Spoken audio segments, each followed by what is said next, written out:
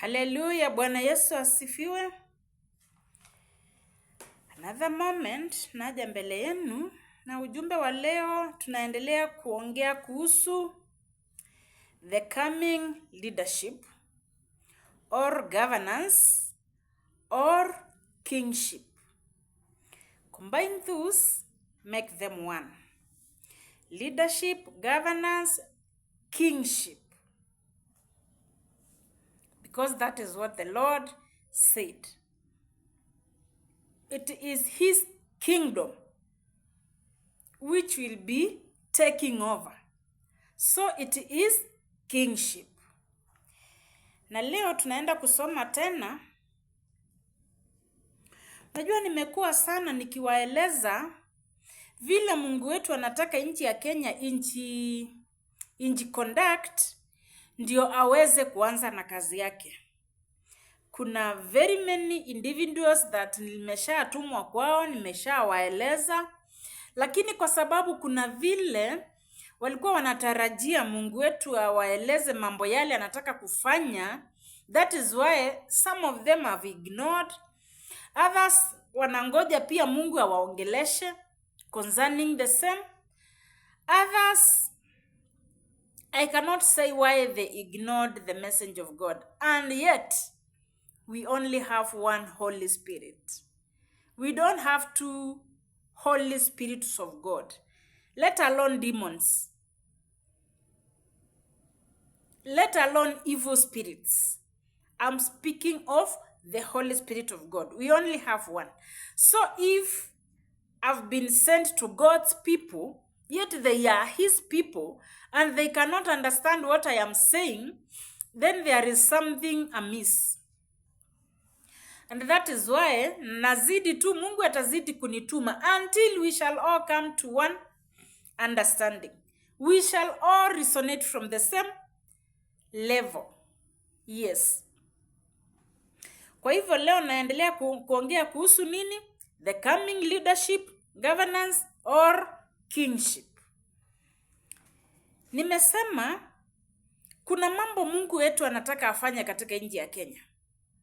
Na sio yeye atakuja afanye. Unajua kuna wakati nilikuwa na ngoja, wakati niliwaambia hii assignment iko mbele yangu iko ngumu somehow, kuna wakati nilikuwa na ngoja nimuone akikuja sasa kutenda yeye vile yeye mwenyewe amesema.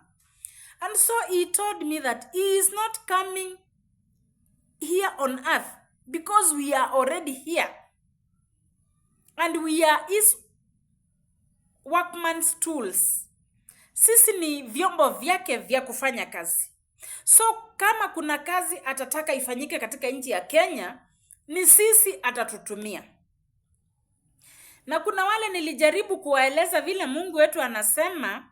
Actually, I thank God. To some, nilitumwa hata nikaende niwaambie tayari, they are giving God's people irrelevant messages because what they are supposed to be telling us is not what they are telling us. Actually, wengine wanaendelea tu kutuambia mambo ya zamani, of which we have now the new wine. And remember, the word of God, vyombo vinaweza jirenew as we move on, as we near to the end time revival. The vessels which are already old, and I'm not saying old as in the word of God. I'm saying old as in they are not capturing the moment of the time, the season of the time. So what am I trying to tell you, Kenyans? Kuna wale Mungu alitarajia waende na manjira yake, akiwa renew, akiwa add more revelations so that they may give his people the real time messages. The very real time messages. What do I mean by the real time? The messages of the season. Actually, we are in the season of transition from the old wineskins to the new wineskins, and the guarantee here was only alignment, not age in numbers, not age in ministry, but alignment. Because the moment you are aligned, you will capture the message of the moment from the Almighty God, yes. You will capture the revelations of the very season we are in. What do I say? Mimi nawaambia nini wa Kenya? Kuna mambo mengi Mungu wetu yamecheleweshwa na vyombo vyake Mwenyezi Mungu. Remember what the word of God tells us. Watu wake Mwenyezi Mungu upotea kwa kukosa ufahamu.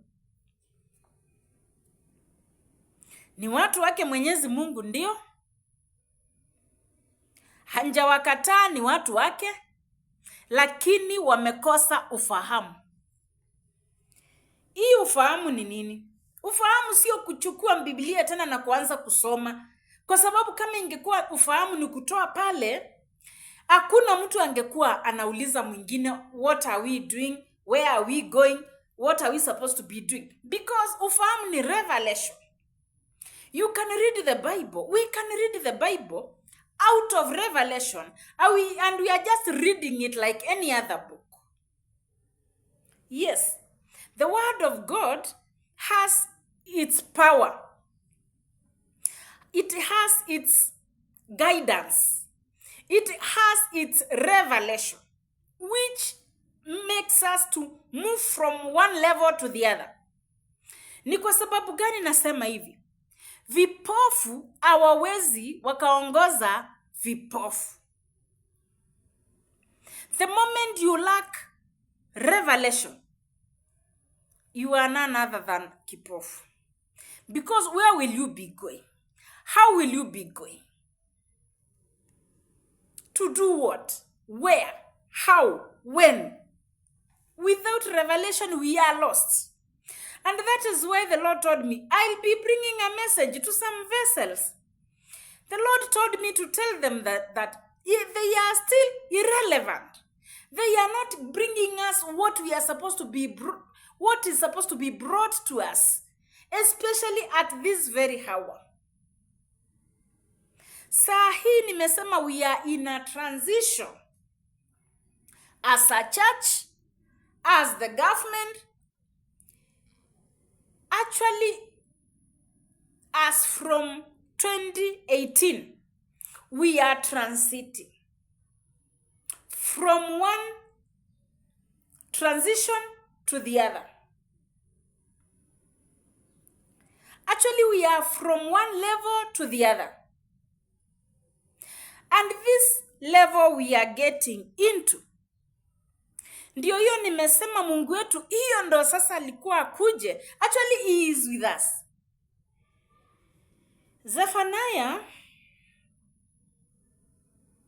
3:10 tells us that this is the land. Let us read. Wacheni tusome. Zephaniah 3:10. From beyond the rivers of Ethiopia, my worshippers, the daughter of my dispersed ones, shall bring my offering. Kuna mambo nilisema hapo nyuma kidogo. The leadership we are expecting from the 6th leader to the 7th, it will be a leadership of women. A woman, yes. Because she already has an assignment. Remember, the Lord cannot use you saa ile amekutuma na aujui unaenda, hata kama umetumwa. Hata huna ufahamu umetumwa. Hauna ufahamu kana kwamba kuna assignment Mungu wetu anataka ikuje to be carried on by the 6th and the 7th. Actually, the 6th will be like anapitisha sasa uongozi to the 7th.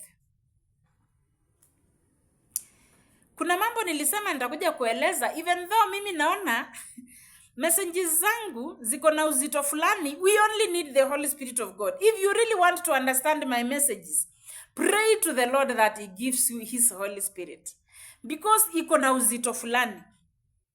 It was purely downloaded to me from the Holy Spirit of God, and you cannot understand any word from my mouth unless the Holy Spirit of God helps you.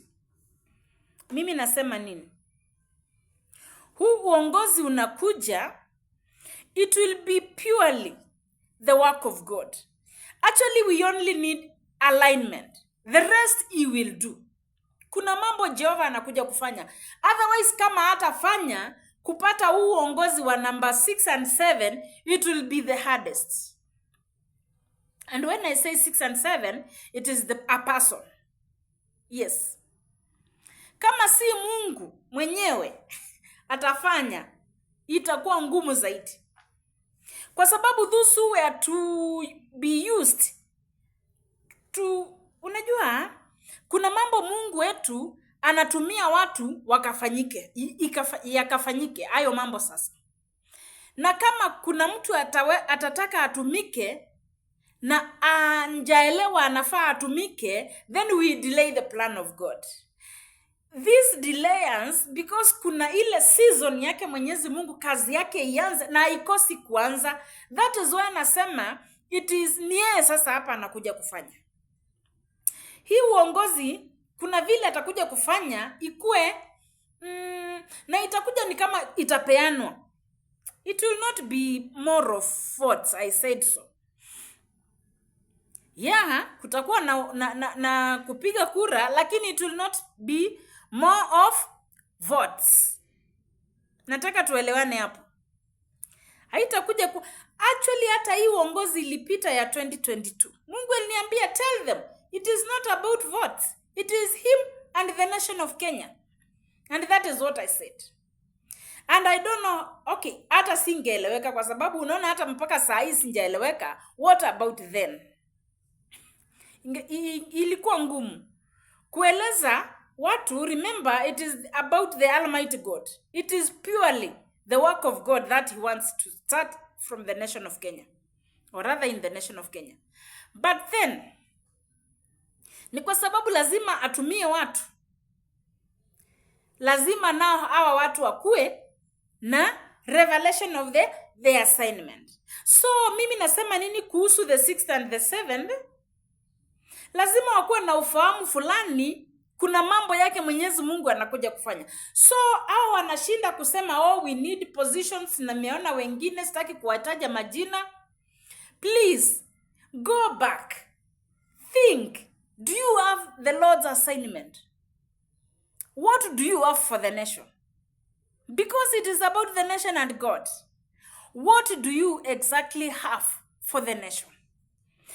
Na usituambie mambo na tulipata account hakuna kitu, tulipata mambo imeharibiwa, corruption. Don't talk even about corruption. That we are already aware that the nation is corrupt. Usiseme mambo na utatengeneza mambo na elimu. Kuna vile Mungu anatukuja kutengeneza hii mambo kupitia kwa vessels tayari wenye amewatayarisha. So nasema nini? Kuna ujumbe nilisema nitakuja kupeana tudhusu wenye wanaamka na kusema tunataka vyombo hivi, tunataka viti hivi, not vyombo, tunataka viti hivi, tunataka these positions. Before you ask for any position, especially the top positions, I said that I've been sent to the top positions from the word go. Message yangu sina message kwa wale wengine yeyote yule, only to the presidency. Yes. So before anybody wakes up na anasema nataka kiti hii, nataka kuongoza inchi, I wish, unajua ni vile sasa uwezi ambia roho wa Mungu aende awafunulie what is all about the nation of Kenya. The nation of Kenya is God's tool. Na ni kama vile tu uko na vyombo vyako kwa nyumba na kuna mtu nafaa umuulize nitatumiaje chombo hiki, nitakitumia siku gani, nitakitumia aje, ni nani nitamtumia kukitumia. It's like that in this nation of Kenya. Mungu atauliza mtu ati nitatumia nani katika nchi ya Kenya na ni lini na nitamtumia aje. Kuna hayo mambo nataka niwaeleze vizuri kwa wale watu wameamka na wanaleta confusion. You know, Mungu wetu hataki mambo na confusion tena kwa hii nchi. Nilisema kama kuna watu nilisema tu hapo nyuma nikawaambia hata msisumbuke kuomba viti. Message iko tu hapa. Mwende muangalie kila mmoja nilimpatia. Kila mmoja, na si mimi niliwapatia by the way. Unless I go there hata mimi mwenyewe nikajua nilikuwa nawaambia nini. I cannot remember because it was not about me. It was not something cooked from my mind. So kuna vile niliwaambia Mungu hataki mulete confusion kwa hii nchi unless you want judgment to come upon your lives. Kwa wale wote nimewasomea Zephaniah 3:10 na nilikuwa niwasomee pia the restoration of the nation from the same book. It speaks of the nation of Kenya. I said that wakati ni ule, hii judgment itapitia Isaiah 18:1-7. Kwa wale wote mnaomba kiti ya uongozi wa nchi katika nchi ya Kenya, before you start anything, go by the help of the Holy Spirit. Try to understand Isaiah 18:1-7 for the sake of your own lives. Zephaniah 20. Zephaniah 3 and the verse 20. Acha tusome 19. Behold, at that time I will deal with all who afflict you. I will save the lame. I'll gather those who were driven out. Kwa wale mtataka kuelewa mtaelewa tu. Driven out. I will appoint them for praise and fame in every land where they were put to shame. At that time I will bring you back. Even at that time I will gather you, for I will give you fame and praise among all the people of the earth, when I return your captives before your own eyes, says the Lord. Zephaniah 3:10, 3 yote inazungumzia kuhusu Kenya. Ningependa sana pia tuone, kuna sababu niliwaambia we are not supposed to be borrowing. Hii shida mnaona ya economy, hatufai kuwa tunapita hiyo. Ni kwa sababu watu waliignore message ya Mungu. So, Isaiah 45:1-7, but we are reading only from Isaiah 45 verse 3. I'll give you the treasures of darkness and hidden riches of secret places, that you may know that I, the Lord, who call you by your name, am the Lord, God of Israel. Hapa kuna mambo Mungu amesema ni yeye tu anayeweza kufanya nchi ya Kenya isettle economically. Alisema hakuna mtu wako na ujuzi yeyote yule wa kusettle the nation economically. Nilisema because it is not me who is saying. Ni Mungu anajaribu na si iti kujaribu. The Lord doesn't try to tell us. He does tell us. Mwenye ataelewa aelewe, mwenye atashika ashike, because it is about seeking him to know what he has for us.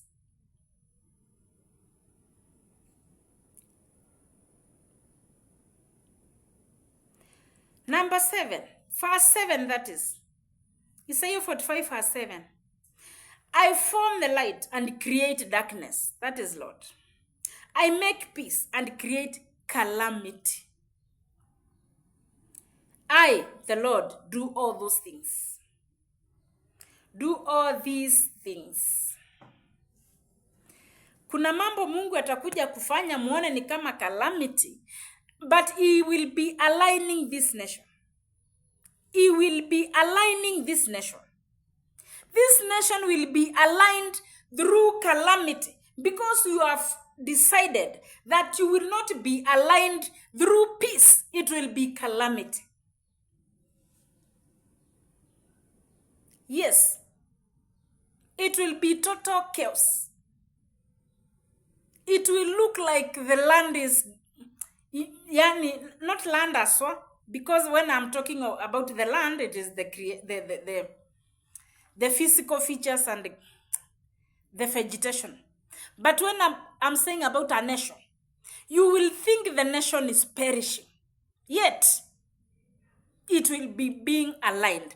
Because those who were supposed to align it by peace, they have failed God.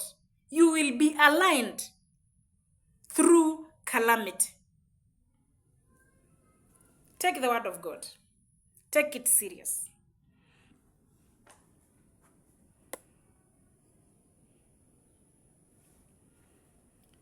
Psalm 24. The book of Psalms and Psalm 24. The earth is the Lord's, and all its fullness, the world and those who dwell in therein. For he has founded it upon the seas and established it upon the waters. Now I'm talking of those who are trying to ask you for positions. This ascending I'm talking of, it is ascending to the realms of the spirit to go closer to our Father. Who can get close to our Father? That he may be given the instructions on how to lead this nation, Kenya. I'm talking of the leadership of the nation of Kenya. So, the verses I'm reading concerns the same. So, who may ascend into the hill of the Lord? This is verse 3. Or who may stand in his holy place to receive for the nation of Kenya and for the season of the hour? What are the qualifications? That is why I want us not to confuse ourselves. If you don't qualify, now you qualify for Isaiah 18:1-7, if you try to. I am trying to be clear, sababu hiyo wakati ikifika, ningependa mimi mwenyewe nikuwe safi, mikono yangu ikuwe safi mbele ya Mwenyezi Mungu. Because alinituma and I must bring it as it is. So if you don't qualify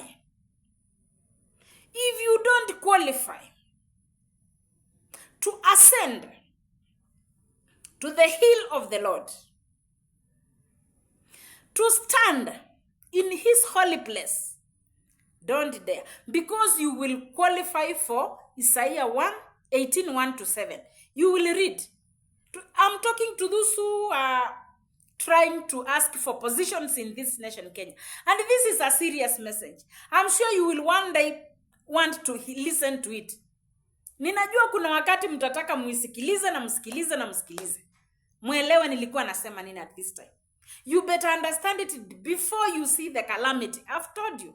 It is the Lord who brings peace. It is him who can bring calamity for him to be understood. He who has clean hands. If you don't have clean hands, I'm talking of those who want to ask you for the top positions so that you may not confuse the nation and delay the plan of God. If your hands are not clean, you understand what I mean. Kuna wenye wamemwaga damu ndio waongoze. Kuna wengine wametumia mauchawi, wamekuwa wakiconfuse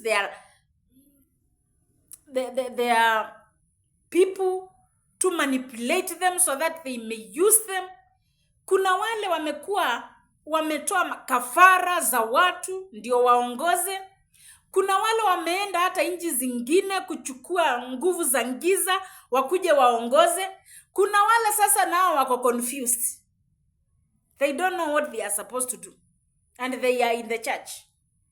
And because they are in the church, they think anything to do with leadership, it's just about to pray to God.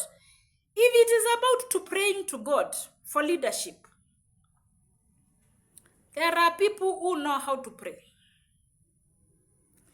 This is all about assignment. God's assignment for specific vessels. Having been given the assignment even before they were created in the wombs of their mothers. What do I mean here?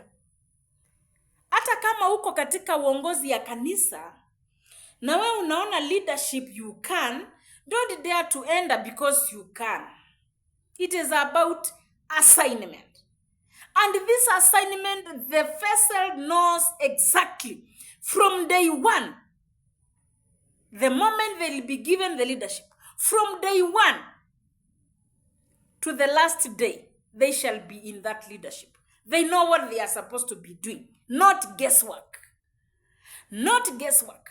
Not telling us, oh, we are now we have found nothing because of the land is corrupt. Nothing of that kind. To those who are bringing stories to the nation of Kenya, stop stories. We know the land is corrupt. Even the Almighty God knows. He is aware that the land of the nation of Kenya is corrupt. Our Father knows. We don't need to remind him. He has a way to bring the corruption out of the nation of Kenya. Him, by himself. Yes. Who has and pure heart. Mioyo ya wengine wamependa uongozi kiasi ya kwamba they can kill so that they may lead. Who has not lifted up his soul to an idol. Hii nchi nilisema ile uongozi, ile uabudu wa shetani iko hapa, ni Mungu tu atuhurumie. No wonder Mungu anatupenda ndiye atatutumia. Otherwise atungetumiwa, because the nation already is defiled. Only that there are vessels set apart, the remnant, for the Lord's use.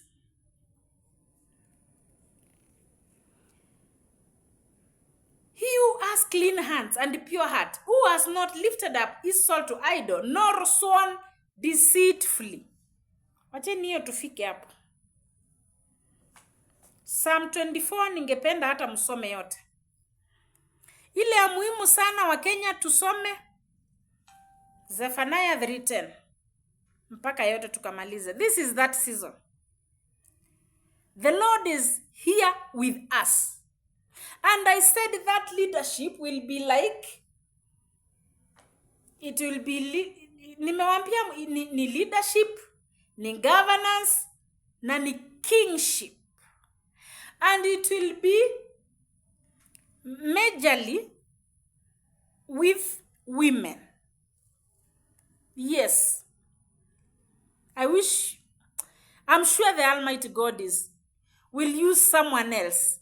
Or rather, he has already used so many. They have talked of leadership by women in the nation of Kenya. That leadership, that rulership, that kingship, that governance will be handed over to women because they have an assignment in the end times revival. They have an assignment set apart. And that assignment is that which is colluding with the governance. Priesthood and governance. Unajua, wakati nasema priesthood and governance, naona wengi sana wakiwa kwa church wanasema we cannot, hatuwezi weka pamoja ati kanisa na uongozi. And then I'm wondering, what was King David doing? Wakati alikuwa anakaa chini anamwabudu Mungu, uwepo wake unashuka, what was he doing? Wakati alikuwa anamuulizia Mungu kana kwamba, should I pursue my enemies? Will I recover everything? He used to ask from the Almighty God for himself. And he was leading. In war, he was leading the nation of Israel to victory, yes. So what was he doing? If it wasn't priesthood and governance. And remember, I said, kuna vile Mungu anakuja kurestore the land back to its purpose. And its purpose ni kurudisha dunia kwa mapenzi yake Mwenyezi Mungu. Back to the original plan of God. To restore the creation back to the Almighty God. Remember, it's the sons of God whom will bring creation back, to restore creation back to its original status. Having manifested. What is this manifesting? Having known themselves, having known their assignment, and having accepted the assignment. That is now manifestation. Na creation inangoja. Na ni kwa sababu there are those who are already aware of their assignment. We are only waiting for that season of the Almighty God. Because I have said it is his moment. It is his timing. Because the time that he had given us to bring to manifestation, we delayed. Or rather, we were confused. Let me say so. Because if kama kuna wale wangenisikiliza, ule wakati niliwaambia, and this will happen. And this is the sign. Unajua kuna mmoja, I thank God. Kuna mmoja hata kuwa na njia ya kuepuka mbele za Mwenyezi Mungu. Kwa sababu nilimwambia, Mungu anasema atakuja kufanya this and this and this. And this will be the sign. There shall be someone impeached. Kutakuwa na, and I remember, nilikuwa kwa kanisa, so I cannot add, siwezi ongeza na siwezi punguza. Kwa sababu pia yeye akitaka atasikiliza ujumbe. Nilimwambia, the sign of the Almighty God to start his work in the nation of Kenya, kutakuwa na that, iyo impeachment. Nilimwambia so and so will be impeached within a very short period from now. And that happened. So nikamwambia, this is what the Lord wants you to do. Do this and this and that. And then, because I am not reporting anybody here, nasema tu, unajua wakati mtu ajui, na kuna vile ali-expect, or rather kuna vile ana-receive from the Almighty, I cannot, siwezi judge. Sasa ninaachia tu Mungu na judgment. Yangu nilimaliza. Na hata saa hii naendelea tu kumaliza. The moment I'm given something to bring to them, I'll bring it. Ndio Mungu akikuja na judgment yake, na payment to those who will be faithful to their assignments, hapo sitakuwa na lawama mbele zake Mwenyezi Mungu. Wakenya nasema nini siku ya leo? Ile uongozi inakuja, inahitaji tu tushukuru Mungu. By the way, it is a matter of thanking God. We cannot pray anything concerning the same for the Lord to change it, or rather to the Lord to bring it. It's like hakuna vile watu wangeomba ati Yesu asizaliwe. Hakuna vile watu wangeomba wakati wa Yesu kubatizwa na John the Baptist asibatizwe. So this moment iko hivyo. Hakuna vile mtu anaweza omba ati huo wakati usifike ndio aonekane he was relevant. Hakuna vile mtu ataomba Mungu tusaidie huyu mama hizi vitu anasema ati hata mambo na crude oil isiwaionekana ndio sisi tuonekane we are the relevant. Because there are those who are praying so.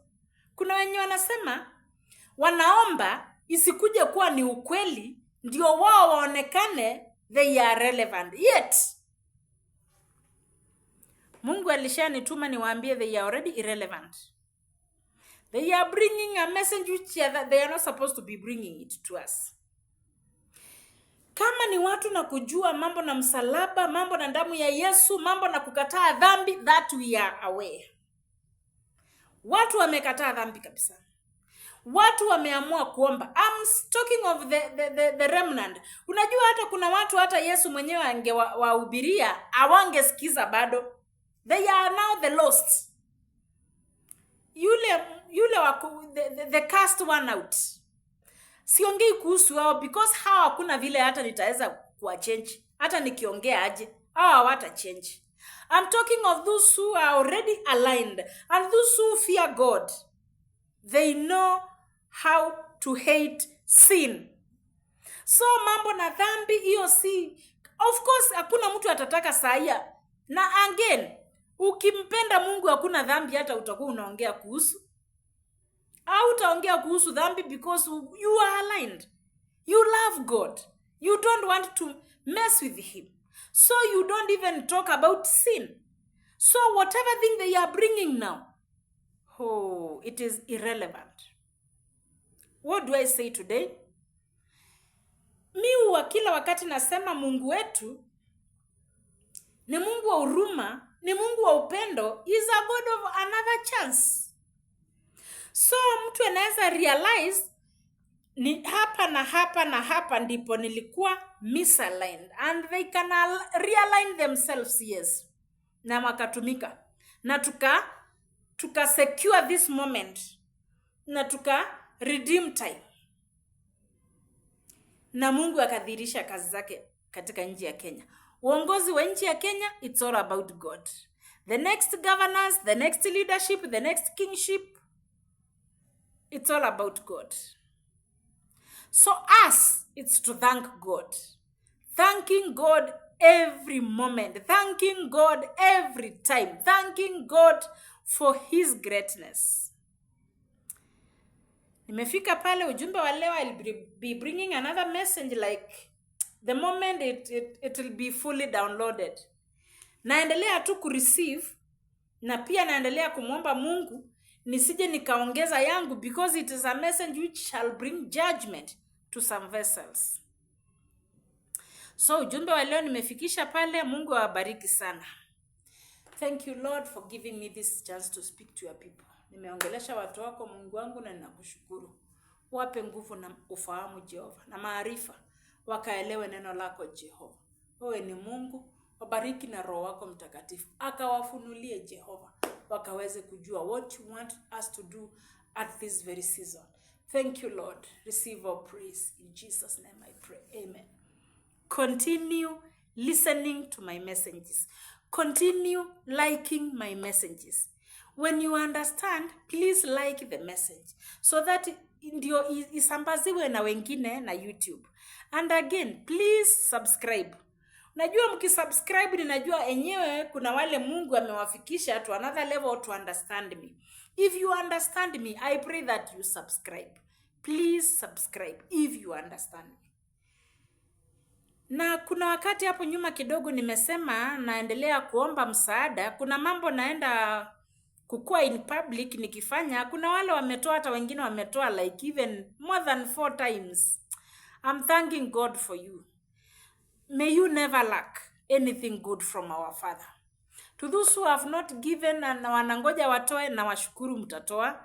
Na ninashukuru kama kuna wenye wako na hivyo vifaa nilisema. If you can bless me with a camera, if you can bless me with a keyboard, if you can bless me with a PA system, I can be so thankful. Kwa sababu hiyo ndo ile kazi Mungu anataka nifanye out of online. niende in public. So nashukuru Mungu kwenyu nyote wenye mmetoa, muzidi na kubarikiwa sana. Mungu awazindishie na amani yake isiwahi kosa kwenu. Asanteni na Mungu awabariki.